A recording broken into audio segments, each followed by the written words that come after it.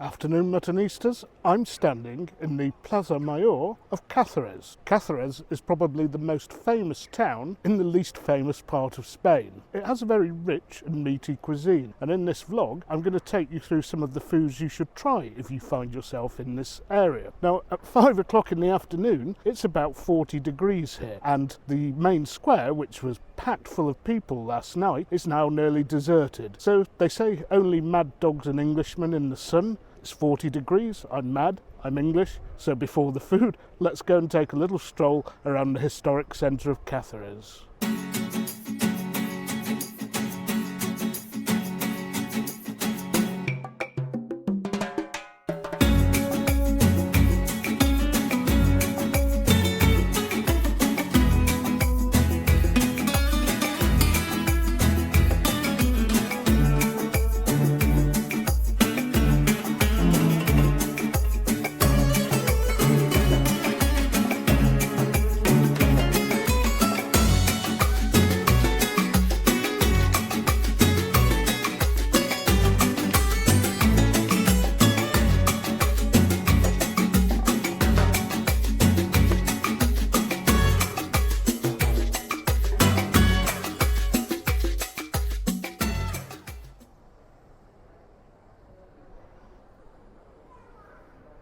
Just a few people having an afternoon tea, coffee or ice cream, but not much otherwise. What I will say is that in this city there is history oozing out of every pore. I mean, it is like a visual overload of historical buildings.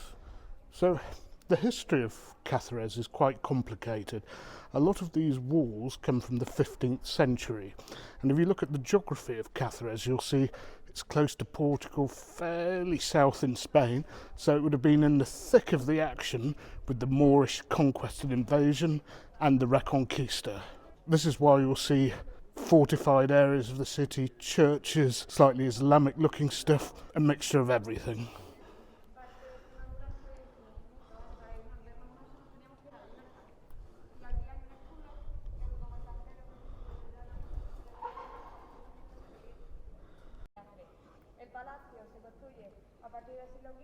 If I remember correctly from my previous visit, my only previous visit last year, don't do what I did and leave everything till a Monday, because most of the museums are shut on a Monday.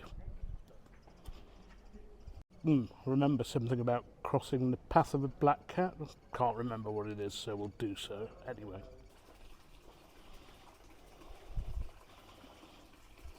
This area actually was settled as early as 25 BC in Roman times. There are a few remains that you can see from the Roman period, mainly in a town called Merida or Merida a bit further south, but the Arabs conquered this city in the 8th century and it was reconquered in 1230. And at that time the Christian reconquerors introduced a Jewish quarter to the city, so there's quite a bit of everything really. I don't think there are that many Jewish families living here at the moment, but it was quite an important part of the city for many years. And of course one other good thing is that throughout Spain the Moors or the Arabs and the Christians, they didn't go around knocking the others' buildings down, which leaves a very rich heritage. It's always a shame when you get people blowing down the others' buildings because they don't agree with the religion and so on and so forth. You know, they're a part of the history, so let them stay. And of course this is a place where you could get lost easily. It's like full of little passageways and you never know where exactly they're going to lead to. I mean, I hope you can get a flavour for how high these walls are in these places. Wow. And here in the Plaza de las Veletas is the main museum. I'm going to go in here on another day, but if I remember correctly they're a bit picky about photography and filming. And it is so hot out here, I'm getting very thirsty already, so I'm going to try and find a shop selling some water. Not surprising, I'm virtually the only one walking about here. Oh well, never mind. Now, normally I like exploring these places on my own, but there is so much going on here. I do actually recommend you hire a guide. In the Plaza Mayor they have a tourist office and you can get your own guided tour. It's better, they'll have somebody who speaks English if you need English, and what's more, they know their history. I can't possibly give you a full history of this place in this short video.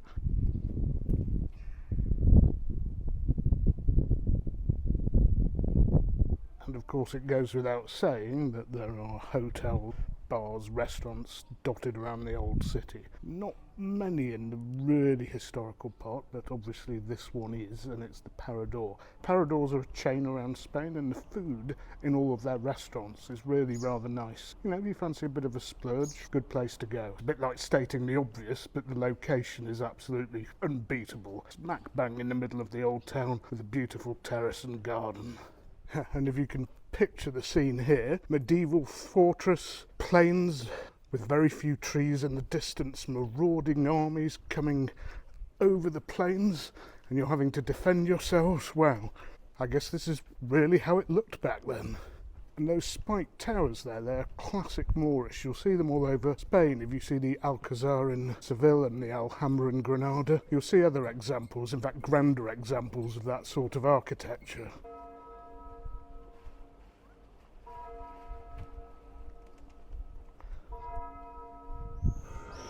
So Muttonistas, on to the main event, some traditional local food. And it's such a serious deal this, I've taken my hat off even for the evening. Anyway, we're going to eat at a place called El Figón de Eustaquio, which is very, very close, or is it Eustaquio? Sorry if I've got that wrong. It's just off the Plaza Mayor, in a little square near the NH Hotel, and there are lots of good restaurants, so let's hope they'll take us, because I've seen their menu and they've got some corking local stuff there. So before we even get started, we have to have an aperitif. I mean, on a mutton tour, it's not really the done thing not to have one. And I'm trying a local white, and I'm not familiar with them at all. It's not bad. I wouldn't say it's my favourite style of wine, but for what it is, a local Verdejo type of wine, it's not bad. Richard is back in town, and the restaurant has given us a little free appetiser, which is a kind of chicken liver pate. It seems to have the consistency and look of foie, so let's see how it tastes. Let's grab that come to mutton. For a chicken liver pate, that's pretty good, though. Better have a quick slurp to check how it matches, of course. Actually, not a bad match, I have to say. So anyway, the next question is, do I risk a local wine? They've got some great Riberas at a great price here, but something's telling me that they might have something good that's local here, so I'm going to ask the waiter.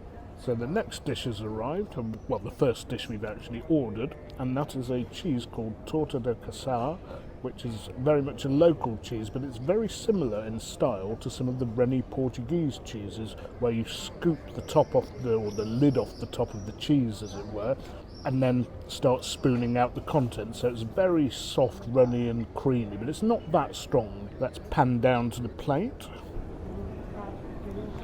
There we are, with some little croutons. And we only ordered a half because these cheeses can be enormous. I know, having bought a whole one myself. Right, so Richard's going to be the guinea pig here.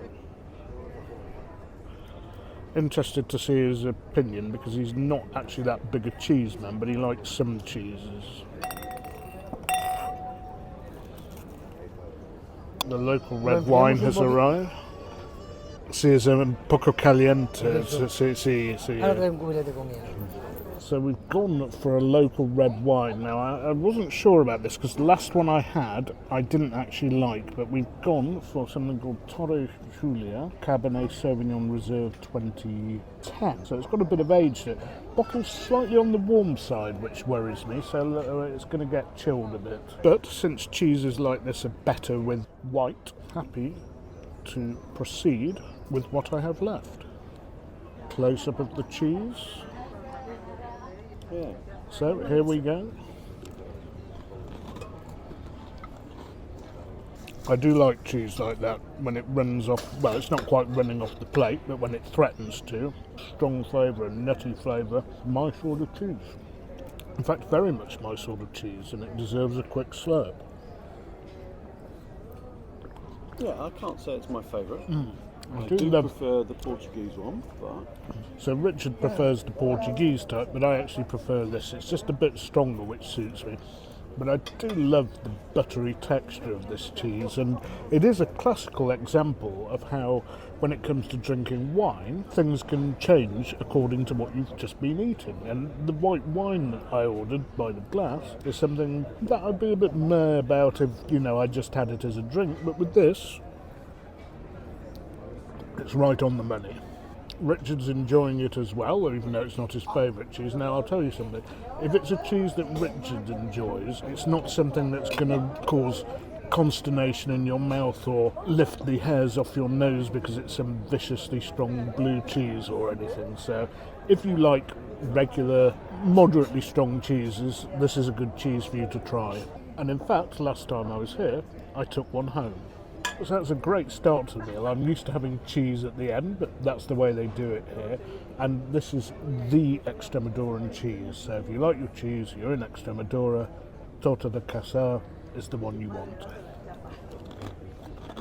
Okay, the next dish has arrived, and it is probably the best known Extremaduran dish called Migas, which is pork with breadcrumbs and often, as is the case here, with a fried egg on top. So, what we have here, breadcrumbs, often leftover bread traditionally was how they made this dish, with cheap cuttings of pork and a fried egg on top. So, Richard might be kind enough to do the mixing of the medicine, because I think we mix it up. We'll see how good a version this is. I've had it before, this dish, and I'm keen to see how they do it here. This is such a traditional dish, or a sort of a poor man's dish, but nowadays these have become some of the best dishes you can have, and it's amazing how various dishes have kind of turned on their head. So some of the things people used to pay a lot for have become less popular, and some of the cheap traditional dishes have come back into fashion. Senses away, but it is very pleasant, very palatable. Goes without saying, this is not an expensive dish. So this is very much a red wine dish in my opinion, so we'd better get rid of the rest of the white before we move on to this dish. A nice colour, a nice nose, bit of tannin. Okay, well, let's hope Richard's assessment is accurate, because I'm looking forward to this, because as always, local wine with local dishes is the thing to do.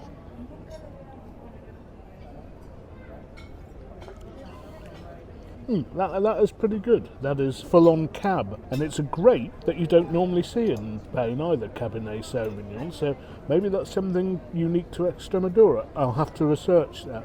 But let's see how it tastes with the Migas, the Extremaduran wine with the Extremaduran dish. Let's have a quick pan down. You can see it's like a mash of bread, crumbs, chorizo, pork loin, and the egg which we've mixed up.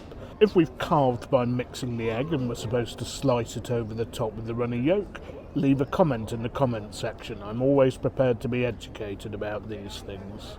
Well, let's... Yeah, that's good. I mean, it is carby, it is bready, you taste a lot of bread, but the paprika, the olive oil, the flavours of the pork and the egg all mixing together nicely. And if you want to go to a traditional place, if you're touring around Extremadura, bowl of soup or gazpacho, bit of bread, you've got a nice lunch here. Of course, as mutton tourists, we have to try a few more things to keep the viewers well entertained and occupied, but if you order a bigger sized plate of this, it would make a great lunch. Now, let's see how the wine mixes. Yes, that's quite good. A little bit of time in the ice bucket has done that wine a power of good. Well, Richard's really racing into form tonight, so I mean, I can't have made such a bad choice with the red wine. I do feel like we might have to give it a bit of an in-out hokey-cokey with the ice bucket, because it's fine now, but given it's still probably about 30 degrees outside at 11 o'clock at night, well, it might warm up again. And I have to say, taking lunch at 2 or 3, dinner at 10 or 11, it is the most beautiful thing. If you don't believe me, try it. Now then, Muttonistas, I am really looking forward to this one. This is a dish I've never ever tried before. It's called Chanfaina. It is an offal dish, mainly made out of kidneys. In fact, the waiter suggested it might just be kidneys, but I'm going to pan down and show you what it is.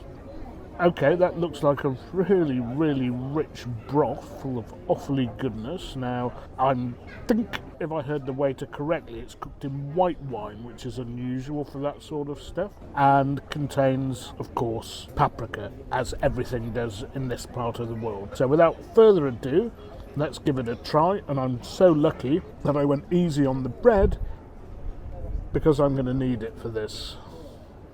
I think there might be a bit of blood in here, like a sort of lambish morceau or something. I believe it's all from lamb. Now the muttonistas, if this tastes as good as I think it's going to do, and there might be a bit of lamb tripe in there as well, that bread just isn't going to be enough. Oh yes, there is some tripe. Well, this is my lucky day. I mean, for some of you getting lucky means something else, but for me, wow. Oh yes, the pepper, the paprika, there's even a bit of chilli in there. Wow, wow, wow. I would say to anybody who either likes Asian food or is Asian, this is something you want to try. And I mean, it's not massively spicy, but it's just got that bit of a kick to it. And I'm so happy I tried it. It's called Chanfaina. It won't be the last time I'm having this. I think in this dish you have kidneys, tripe and sweetbread. I may be wrong, but that's what I think I can taste. And well, let's just confirm the local wine with local dishes theory. That is a good match. Of all the dishes I've had so far here, this is the one that pairs the wine well. A meaty Cabernet with a very rich offally dish. So, lovers of offal, Chanfaina in Extremadura, you've got to try it. It is a must-have dish. And I would put it to you that Richard, although he likes some offal, is not as mad on it as I am, and he's enjoying this thoroughly as well. There's a reasonably neutral opinion, and of course that in itself deserves another quick slurp. Another quick mouthful, folks. Look at that, just look at that. So I'm going to finish this dish off, and hopefully I've got enough bread to finish the dish off. But we do have another dish to come. And so, muttonistas, the final dish has come. Cordero or Cordero asado, roast lamb. And it is a local speciality. Another local lamb speciality is the lamb casserole, but we went with the gent's suggestion, or the waiter's suggestion, and it looks really good. Let's hope it tastes as good. Without further ado, let's pen down and show you the dish. So, normally I like my meat red and bloody. This isn't the case here, but for roast lamb, I don't know. Here's the meat, and we better see how it tastes, because some cuts of meat do benefit from being cooked a bit more. If it isn't, maybe I should have asked for it cooked differently, but it might be perfectly good anyway, so let's see. That is actually pretty good. I'm not quite sure what part of the lamb that has come from, but there's a rich, fatty, velvety skin, the juices of the meat oozing out all over the place. Should I have ever doubted a Spanish chef in this regard? No, I shouldn't have done, because it is delicious. Little close-up for you there. And muttonistas, the skin is very important. It's something that can be well seasoned, it's juicy, it's flavoursome. You shouldn't miss it, because people are obsessed with that little bit of extra fat. They often like it trimmed off, or they don't cook with it, or they just peel it off and don't eat it. Don't. It is part of the flavour. It's packed with flavour. If you don't believe me, look at the juices and flavour just glistening there off that skin. Wow. And it is coming to mutton.